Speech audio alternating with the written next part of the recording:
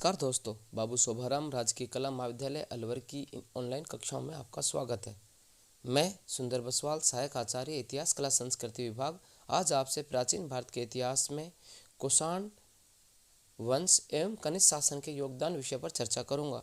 दोस्तों, पूर्व के अध्याय में हम मौर्य साम्राज्य के ऊपर चर्चा कर चुके हैं। मौर्य साम्राज्य के बाद भारत में शुंग, कण्व, सातवाहन वंश के राजा शासन करते रहे, परंतु विदेशी जातियों ने इस समय भारत पर आक्रमण किया। उनमें यूनानी, बैक्टीरियन, पार्थियन, शक और कुषाण है। इन विदेशी जातियों में सर्वाधिक प्रभावशाली कुषाण जाति रही। इस जाति ने प्रथम सदी ईस्वी में भारत में एक विशाल साम्राज्य की स्थापना की।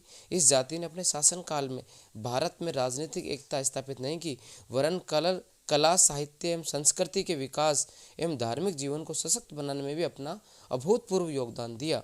दोस्तों, आप लोगों के दिमाग में अब एक बात आ रही होगी कि कुषाण कौन थे, कहाँ से आए थे और कैसे इन्होंने भारत को जीत लिया। दोस्तों, इस कुषाण जाति की सही जानकारी हमें चीनी ग्रंथों से और बौद्ध ग्रंथों से प्राप्त होती है।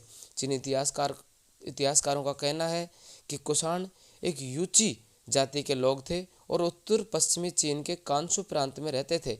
चीनी विद्वान यह भी बताते हैं कि यूची जाति के लोग खानाबदोश जीवन जीते थे और 150 ईसा पूर्व लगभग हुणों ने यूची जाति के एक शक्तिशाली कबीले को परास्त कर पश्चिमी चीन से निकाल दिया और इनके स्थानों पर हुणों ने अधिकार कर लिया और यूची जाति ने नए स्थानों की खोज में ये ऑक्सस को पार किया और बैक्टीरिया के पास में बस गए। वहाँ से ये लोग आक्रमण करते हुए भारत भी पहुँचे और भारत में इस कुषाण वंश की स्थापना का जो श्रेय है वो कुजुल कैडफिसिस नाम के कुषाण राजा को माना जाता है। इसके समय में कुषाण शासकों ने पश्चिमोत्तर भारत में अपना साम्राज्य स्थापित किया और कुजुल कैडफिसिस के बाद में विम कैडफिसिस और विम कैडफिसिस के बाद में सम्राट कनिष्क कुषाण वंश में महत्वपूर्ण शासक हुआ। निसंदेह कनिष्क भारत के कुषाण राजाओं में सर्वाधिक शक्तिशाली एवं प्रभावशाली था। विम कैडफिसिस की मृत्यु के बाद उसका उत्तराधिकारी के रूप में कनिष्क गद्दी पर बैठा। सही शासनकाल की जानकारी का तो उस समय अभाव है, लेकिन यह स्पष्ट पता चलता है कि कनिष्क एक महान विजेता, सफल प्रशासक और बौद्ध धर्म का संरक्षक था और कुषाण सम्राटों में सर्वाधिक प्रभावशाली माना जाता है। उसकी तुलना चंद्रगुप्त मौर्य से की जा सकती है।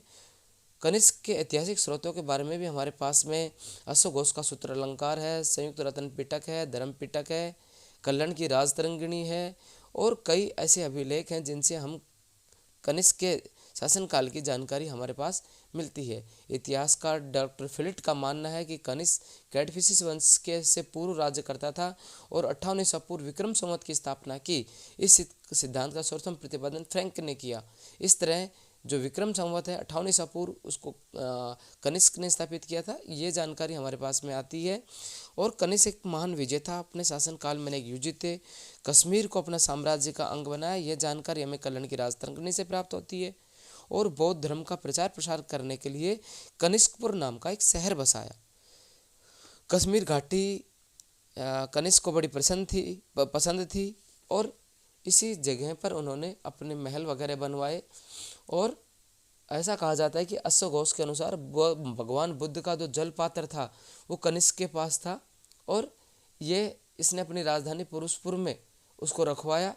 इस तरह कनिष्क ने अपने शासनकाल में बौद्ध धर्म से जुड़ी हुई चीज़ों की खोज की, उनको संरक्षित किया। इसके बाद कनिष्क ने 23 ईस्वी में चीन पर आक्रमण किया और अपने साम्राज्य का विस्तार किया। साम्राज्य के विस्तार में उसके पुरुषपुर जो आधुनिक पेशावर है उसकी राजधानी था और कनिष्क ने बौद्ध धर्म ग्रहण कर लिया। ये जानकारी अश्वघोष और कल्याण की राजतरंगिणी और लामा तारानाथ के कंग्यूर तंग्यूर ग्रंथ से प्राप्त होती है। दोस्तों, कनिष्क ने चतुर्थ बौद्ध संगीति का आयोजन भी कश्मीर के कुंडलवन विहार में करवाया और अश्वघोष को उसका अध्यक्ष बनाया।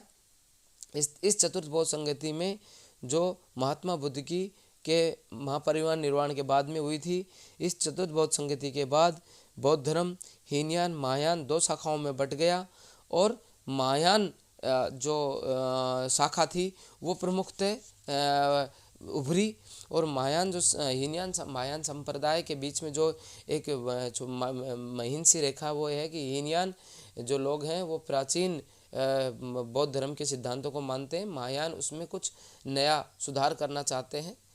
महायान के लोग बौद्ध धर्म की महात्मा बुद्ध की मूर्तियां बनाना वगैरह ये सब कुछ करते हैं। हीनयान के लोग परंपरावादी और प्राचीन सिद्धांतों को मानने वाले थे।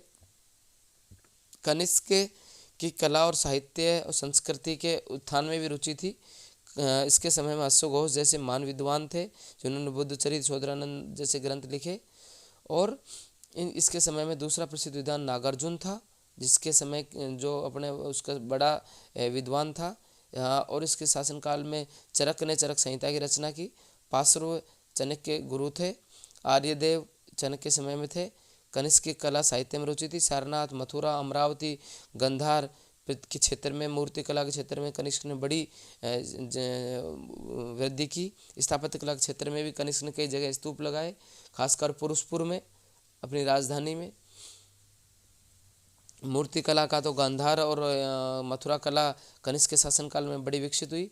इस तरह कनिष्क का स्थान भारत के महान कुषाण शासकों में या भारत के शासकों में महान विजेता और साम्राज्य निर्माता के रूप में जाना जाता है।